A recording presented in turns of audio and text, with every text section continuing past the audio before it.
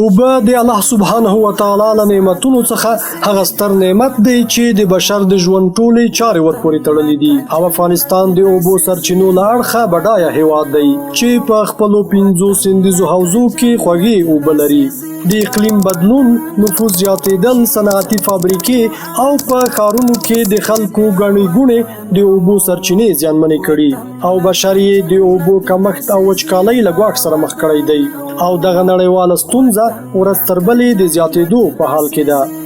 افغانستان هم له دې پلوه یو له هغو زیانمنو هیوادونو دی چې له یوه اړخه یې د اوبو سرچینې باراني او واورینې دي او د بندونو د نشت په سبب ضایع کیږي او له بله اړخه د صنعتي هیوادونو له لوري د اقلیم بدلون رامنځته شوې معضلې له امله د وچکالۍ او سیلابونو له ستونزې کړېږي. لوړو زده کړو وزارت یا د ستونزو او ننګونو ته په کتو او په هیواد کې د اوبو ښه مدیریت په موخه په کابل پولی تخنیک پوهنتون کې د ماستري په کچه د اوبو او چاپیریال ساتنې انجینري پوهنځی او د افغانستان د اوبو او چاپیریال ساتنې ملي مرکز ایجاد کړی دی. دغه راز یاد وزارت او کابل پولی تخنیک پوهنتون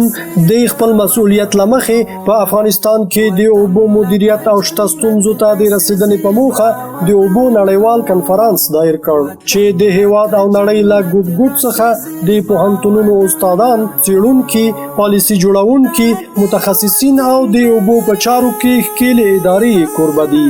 د اوبو نړیوال کنفرانس کې به د داخلي او بهرنیو متخصصینو له لوري په افغانستان کې د اوبو اړوند شته ننګونو، خطرونو او ستونزو ته د رسیدنې په برخه کې د داخلي او بهرنیو متخصصینو او څیړونکو له لوري ګډ بحثونه وشي او د علمي څیړنو پر بنسټ ولاړې طرحې او پالیسۍ به د عملي کولو په پار له اړوندو ادارو سره شریکې شي. د اوبو زیرمو جوړول، مؤثر مدیریت، د عصري تخنیکونو او وسایلو کارونه، د سیلابونو مخنیوی، د کرنې پیاوړتیا او د اوبو عادلانه ویش لپاره د ملي پالیسي او د سیمې او نړۍ د همکاریو راجلبول او په دې برخو کې د عصري څیړنیزو طرحو وړاندې کول هغه ګټې دي چې د دې کنفرانس په پایله کې به ترلاسه شي.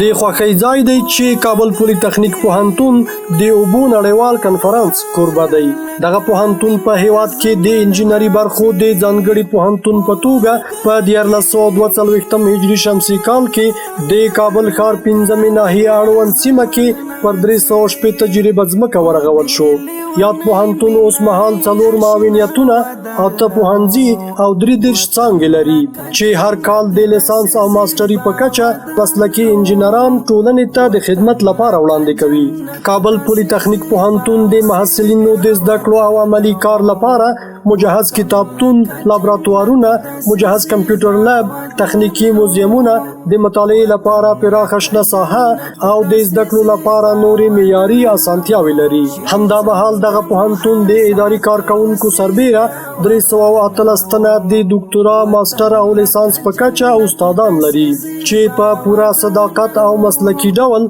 د تخنیکی او علمي پراختیا، تدریس او تحقیق په برخو کې په خدمت بوخت دي.